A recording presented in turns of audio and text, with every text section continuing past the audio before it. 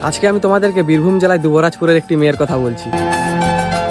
মেয়েটি আমাকে মেসেজ করে বলে আমার একটা ছেলেকে খুব ভালো লাগতো। হঠাৎ একদিন তাকে আমি মেসেজ করি, আসি আমার মেসেজের রিপ্লাইটাও দেয়। ওইখান থেকে আমাদের প্রথম কথা বলা শুরু হয়। আর একদিন হঠাৎ আমরা রিলেশনে আসি। তারপরে জানি না হঠাৎ তার কি হয়ে যায়, আমার সাথে কথা বলা বন্ধ করে দেয় 4-5 দিন। তার কিছুদিন পরে আমাকে কল করে বলে যে আমাদের মধ্যে যেন কোনো রিলেশন না থাকে, বেস্ট ফ্রেন্ড হয়ে থাকতে। আমি তাও রাজি হয়েছিলাম। ছেলেটাকে আমি ভালোবাসতাম মনে মনে, কিন্তু তাকে ভয়ে বলতে পারিনি যদি সে আমার সাথে কথা বলা বন্ধ করে দেয়।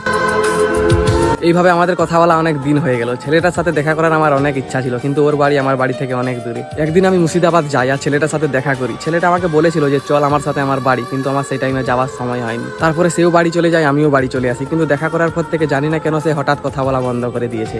ছেলেটাকে আমি কল করতাম কিন্তু সে কথা বলতো না, আমার নাম্বারটা ব্লক করে দিত। আমি অনেক নাম্বার থেকে কল করেছি কিন্তু সে সব নাম্বারই ব্লক করে দিয়েছে।